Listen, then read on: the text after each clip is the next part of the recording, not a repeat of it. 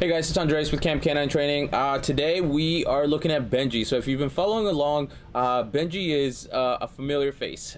He was a return dog, and then he actually got adopted after I posted the video of the 15-minute transformation.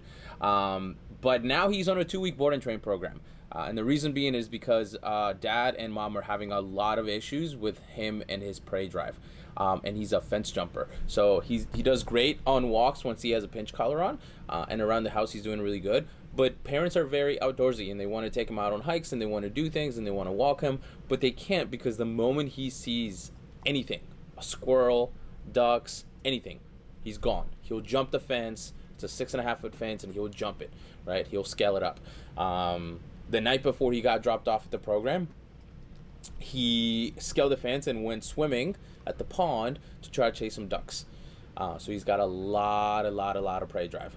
Another big thing that he has is he's got a lot of kennel issues. So he jumps, he digs, he scratches, he's barking and whining all the time. So this video is partly to show you a little bit of his progress, but more importantly to show you guys how amazing a bark collar can be.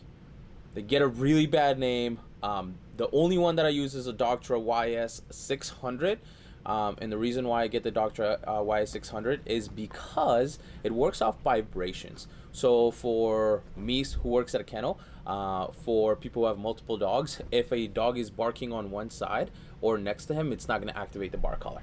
The bark collar only activates once it feels vibration. There's a YS300 from Doctra that will actually go off of sound. So if you only have one dog, it's $10 cheaper. You can get that one, right? But these Doctras, as of today on Amazon, they're running $89.99 for the YS600, and the YS300 runs $79.99. So it's only a $10 difference, but it's totally worth it if you have multiple dogs, if you're going to be, in a noisy environment.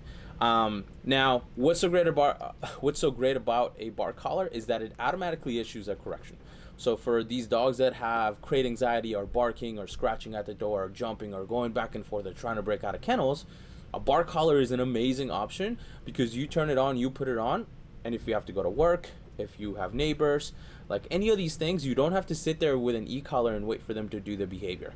Like, these collars will give a correction before the dog even finishes barking, which is great, right? Because it stays consistent. The timing is there, the motivation is there, and the collar is going to stay consistent as long as you're putting it on and it stay in charge. So it fulfills all the 3 pillars. So I'm going to play the video for Benji, and we're gonna walk through it and talk as things are happening, and you're gonna see his behavior and how quickly it changes, right? And how he goes from this crazy dog that's from side to side kennel, being reactive and trying to bark and dig at dogs that are walking by, to a dog that's just like, okay, well, I can't do that, and I'm now just gonna sit, and oh, by the way, now I'm gonna fall asleep. So let's take a look at it. We'll start playing it from the top, and then we'll go from there.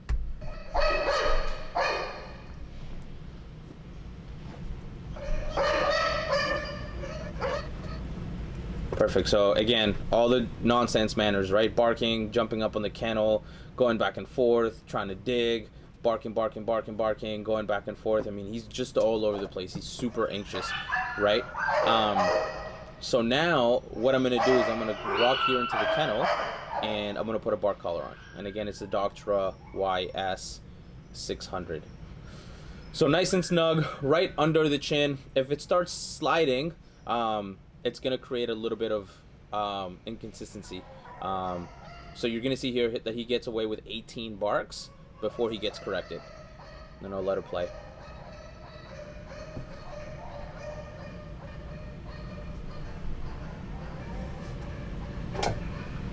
Right there.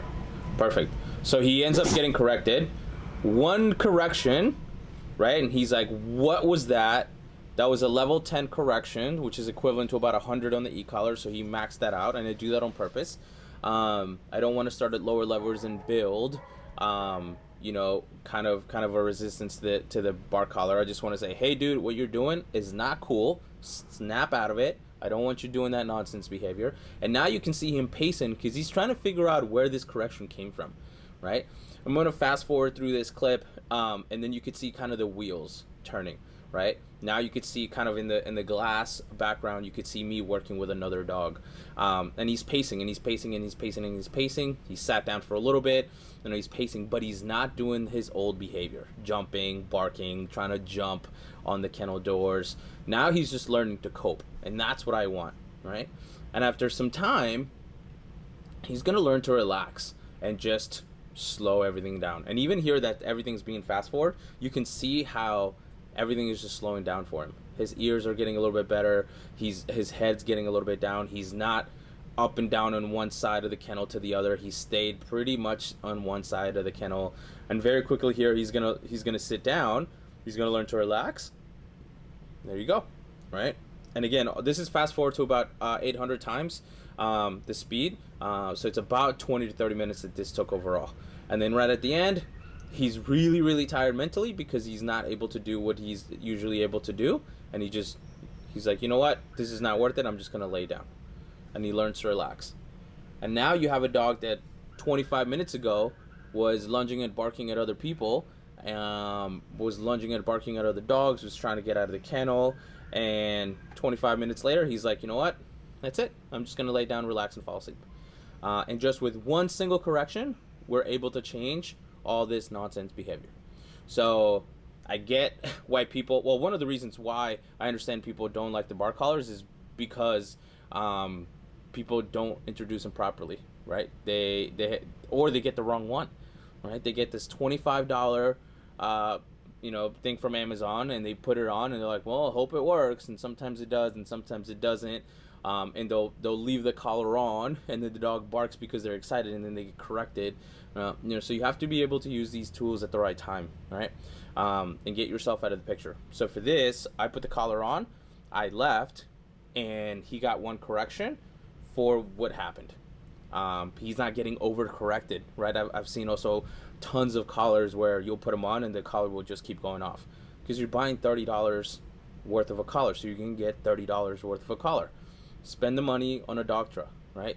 Whether it's a 600 or a 300, spend the money on it. But you have a dog that is super anxious, that is bouncing in the kennel, and with one correction, we have a completely different dog. So it helps, even if you have like an invisible fence, right? Put the invisible fence collar on and put the bark collar on. So now the dogs that are rushing towards the end of the invisible fence and are barking at strangers or people walking by, they're not going to be able to get away with those behaviors. And you have a nice, calm dog. Because a lot of this will feed off onto the walks as well. You have a dog that's building frustration, that's barking. I can't get to the dogs. And then you take him out on a walk and the dog's all over the place and pulling. Versus you have a nice, calm state of mind now. So when you get the dog is already nice and calm. You go on the walks nice and calm.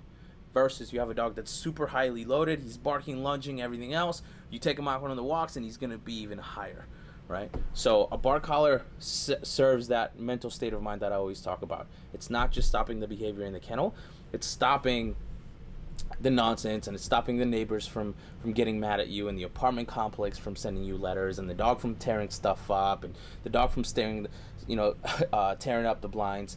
But it's also keeping that state of mind nice and calm. Just learn to be, right? With one single correction on a good bark collar, right? So hope this helped. If you guys have any questions, feel free to comment below. And that's it. See you guys on the next one.